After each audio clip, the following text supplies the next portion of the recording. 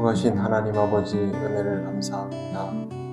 귀한 아침을 주셔사오니 하나님 앞에 기도하며 이 하루를 시작합니다. 주의 뜻을 알고 그 뜻을 따르는 귀한 날 되게 하옵소서. 예수님 이름으로 기도드립니다. 아멘. 찬송가 262장 하나님께 찬양드립니다. 날 구원하신 예수님 영원히 찬송하겠네. 저 죄인 어서 주께 와 죄 사유하심 받으라. 구하라 주실 것이요 찾으라 얻을 것이라. 죄 중에 상한 영혼을 주 온전하게 하시네. 주 우리 죄로 인하여 피 흘려 죽으셨으니 주밖에 없는 사랑을 만 백성 알게 전하세. 주 예수 사랑 못 잊어 나 항상 눈물 흘리네. 이 세상 어디 가든지 나 주만 생각합니다. 목마른 자의 샘에와 영생의 물을 마시라. 내 주를 사랑한데도 늘 맘에 부족하도다.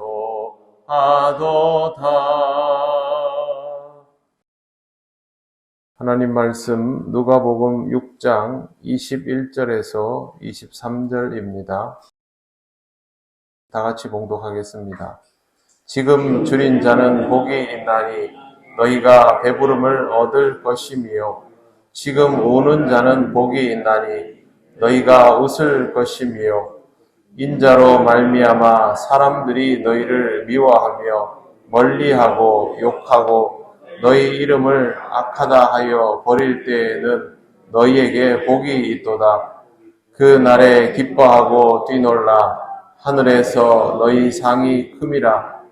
그들의 조상들이 선지자들에게 이와 같이 하였느니라. 아멘. 네, 이 말씀은 마태복음에 나오는 산상수훈과 같은 내용입니다.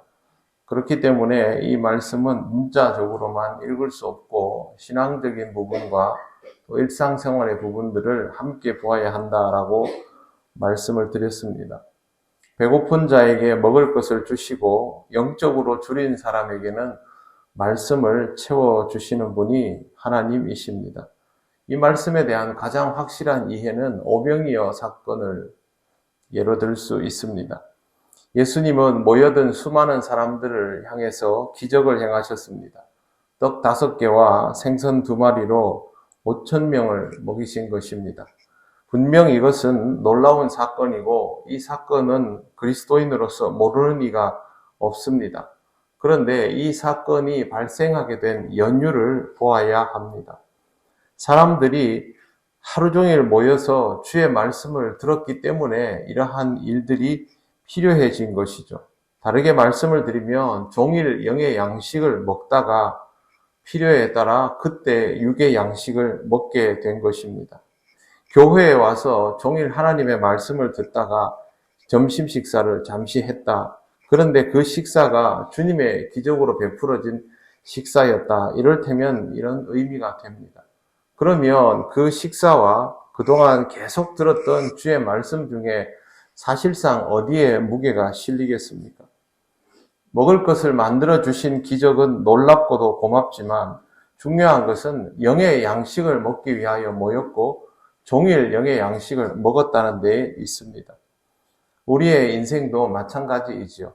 하나님께서 우리의 필요를 채우시고 먹을 것을 주시고 입을 것을 주시지만 무엇보다 중요한 것은 영의 양식을 꾸준히 먹는 일입니다. 우리가 영적인 갈급함을 가지고 있다면 그것을 채우실 것이고 그것으로 우리의 삶을 지켜 나가도록 이끌어 주시며 그 가운데 우리에게 필요한 먹을 것과 입을 것들을 공급하여 주시는 것이죠. 그러므로 하나님과의 관계는 우리 일상의 필요들만을 채우는 것으로 생각하면 안 되는 것입니다. 반드시 우리는 일상의 배고픔에만 집중할 것이 아니라 영의 양식에 대한 갈급함도 가지고 있어야 합니다. 예수님께서 사람들을 모아놓고 설교를 하실 때 분명히 한 가지를 말씀하셨는데 누가복음과 마태복음의 기록의 차이가 있다라는 것이 참 의아했지 않습니까?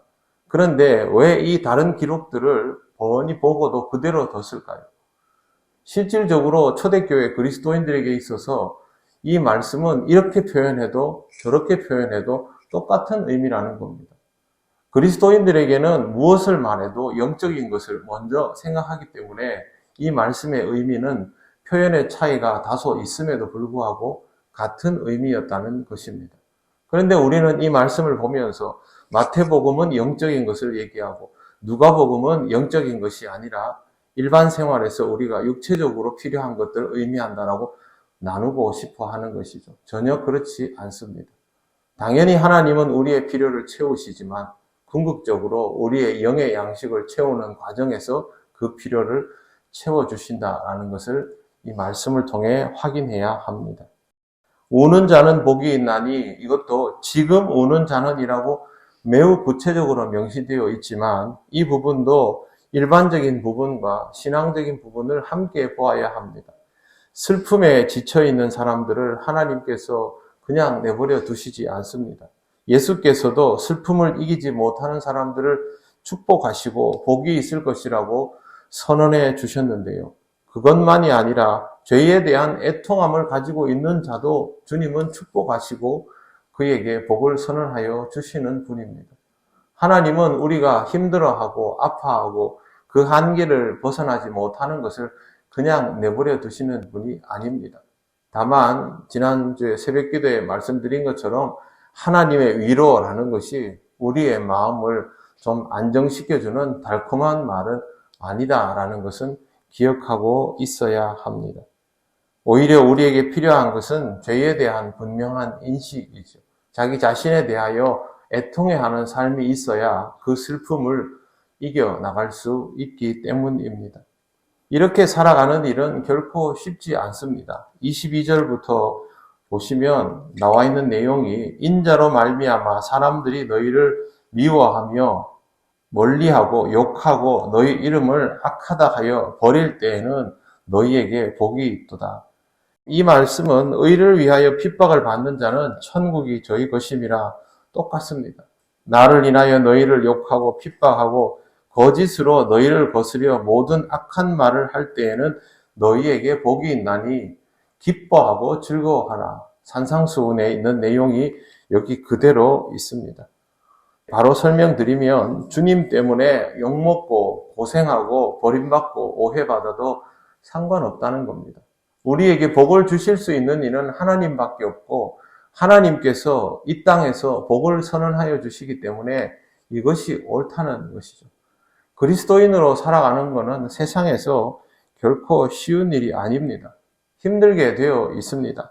과거에는 목숨을 위협받고 고난을 당했지만 지금 그리스도인으로 살아가며 유별난 사람, 이상한 사람 취급당할 때가 있습니다. 평소에는 사이좋게 지내다가도 복음을 전하면 태도가 싹 바뀌지요.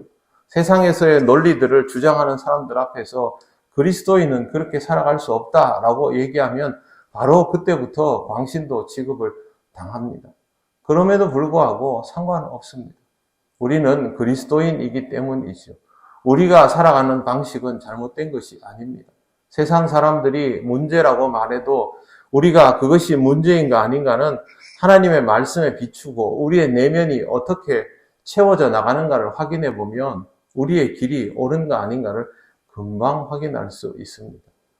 이 땅에서 그리스도인으로 살아가는 것을 두려워하지 마시고 또 힘들다고 생각되는 부분들에 대하여 하나님께서 복을 선언하여 주셨다는 것을 명심하시고 기쁨과 즐거움으로 그리스도인의 삶을 살아가시기를 바랍니다.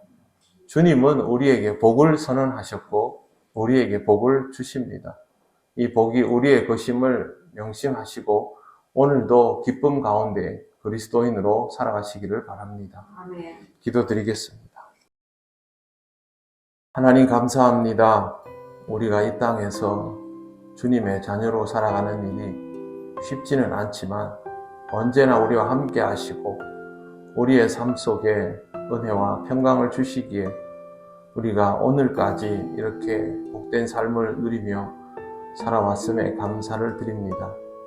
여전히 부족한 우리인지라 앞으로도 하나님 아버지 이런 일들로 인하여 슬퍼하기도 하고 애통해하기도 하며 힘겨워할 때도 있음을 고백합니다. 그때마다 우리에게 복을 선언하여 주시는 주님을 기억하게 하시고 그리스도인으로 살아가는 것을 자부하게 하옵소서. 오늘도 신앙적 자부심을 가지고 예배하고 또 함께 친교를 나누며 주의 몸을 이루어가는 귀한 날이 되기를 원합니다. 성령께서 우리와 함께 하셔서 하나 되게 하심을 힘써 지키는 복된 주일이 되게 하옵소서. 예수님 이름으로 기도드립니다. 아멘. 하늘에 계신 우리 아버지, 아버지의 이름을 거룩하게 하시며 아버지의 나라가 오게 하시며 아버지의 뜻이 하늘에서와 같이 땅에서도 이루어지게 하소서.